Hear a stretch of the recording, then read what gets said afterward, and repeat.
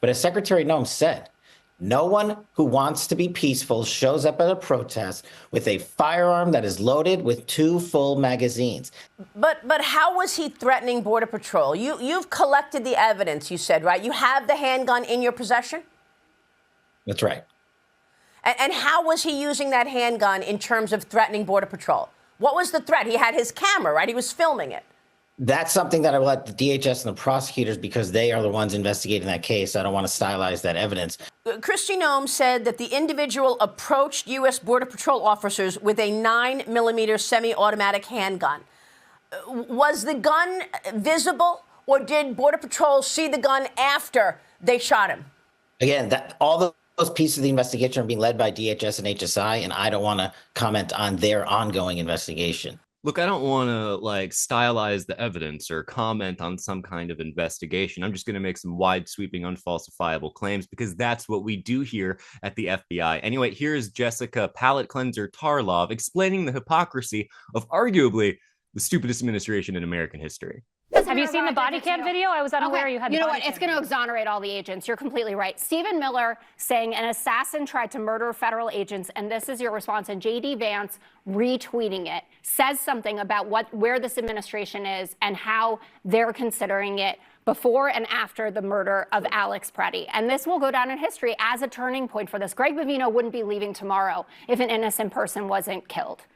And the double standards that are being employed for how you have to behave versus how these agents have to behave is mind-boggling to me. Kyle Rittenhouse was a conservative hero, right, for walking into a protest, actually brandishing a weapon. But this guy who had a legal permit to carry and already had his gun removed, to some people, I guess, is some sort of instigator when he was actually going to help a woman who had been pushed down and tear-gassed by ICE.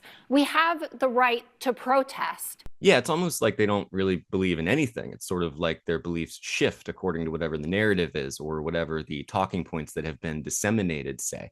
Problems arise, however, when one of those talking points happens to be about a U.S. citizen who was shot to death in the back 10 times by a federal agent and how he's actually a domestic terrorist. Remember that? Hey, how's that whole talking point going for you guys? Tricia, is the department and the secretary pulling back that label of domestic terrorist from the Alex Pretti situation? Dana, in this situation, we have seen on the ground in Minneapolis a highly coordinated campaign of violence against our law enforcement. Your viewers have seen the images. And in this case, we saw an individual who he was armed. He got into a physical altercation with law enforcement. He was in the course of obstructing a federal operation, which is a federal crime. The Department of Homeland Security, we work every day to make sure we're giving the American people swift, accurate information, and so we'll continue to do that as facts are emerging, as things are evolving. Then are you standing by calling him a domestic terrorist? Well, we'll let this investigation that Homeland Security investigators are leading, the FBI is supporting, and CBP is doing a separate internal investigation as well, Dana. Okay, so I guess it stands. It's kind of funny that they just immediately push out this idea that Pretti is a domestic terrorist. It's sort of like ringing a bell that they can't unring. And then when people ask them about that bell that they rang really loudly, they're like, whoa, whoa, whoa, we don't want to ring any alarm bells. Also, I have yet to hear them define what an actual federal operation is, because it sounds like a federal operation in this case is just unleashing a bunch of illiterate goons into, like, I don't know, the city of Minneapolis, so that anything that happens to them is part of a federal operation. So by that logic, maybe they should start taking their guns and shooting at the snow they keep slipping on, because that too is interfering with a federal operation. Define your terms, dum-dums. All right, like, what's next? What are you going to start deflecting or exercising your ad hominem rights, Donald Trump? So, President, some of your own administration officials have labeled Alex Pretti. By the way, this is ABC fake news. This one. She hasn't asked me a good question in years. I think a nice woman, but I don't really like her too much. Go ahead. What you say? I'd say ABC's about as bad as they get. I mean, that's just an oldie but a goodie. You know what I mean? That's one of those Trump classics. He almost called that woman a piggy. But he didn't do that because he's a gentleman and he would never say such a degrading thing.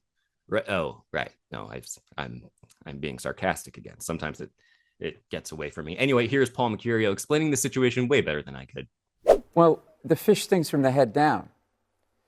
I'm not forgiving Bavino and Nome, but I'm not shocked by this when you have a president look us in the eye and say, oh, January 6th, they were just taking a tour of the Capitol. Yeah, and they went out and had lunch. They've been taught that they can say anything and get away with it. Oh, wait a minute, be elected president. So what ends up happening? They come out, they get a script, they know their boss is going to like the script, and we're off and running. And now this one blew up in their face because a man gets shot 10 times and people are now protesting in the streets. And I don't know about you, but if you look at history, this feels like the Vietnam War protests. And that's when Nixon finally started to get the message, and Johnson, that things were going south. And that's what's happening here. And correct. I've actually been seeing this firsthand for the past few days over on the free speech platform known as X, where I've been making fun of a lot of right-wing media people just as like a hobby and a form of self-care. You can check it out at Elliott Morgan, 2 L's, 2 T's. But he's right. He really is. It's sort of like when Elon Omar gets attacked and they all come out at the same time and they go, that was staged. And then all of their audiences go, yeah, you're right. That was totally staged. And then after that, they go, see how quickly we figured out it was all staged? No, you didn't figure anything out. You're just incredibly stupid. It's not only moral inconsistency that's plaguing the right. Okay. It is also right now a willful and sadistic detachment from reality, a safe womb ensconcing them from the horrors of their own inner contradictions. They can't be reasoned with anymore because they no longer care about reason. They change the definition of terms as you're arguing with them. So there's no point in doing it. That's why I've been recommending this book called Don't Talk About Politics, How to Change 21st Century Minds by Sarah Stein Lubrano. Highly recommended if you're in a mood for reading, which is also a form of self-care and perhaps a healthier one than making fun of people online. You know, pick your poison, I guess. Anyway, I feel like there was something else I was going to say. Oh, yeah, don't be like the Trump administration, folks. Don't exit reality. Keep your feet on the ground. And I don't just mean that in terms of reality, but also, you know, in terms of where the protests are actually happening. At least that's my take. F ICE and F the DHS and this administration. Now I'm going to F off because I think the sun is about to set my hair on fire and I have some trolling to do. So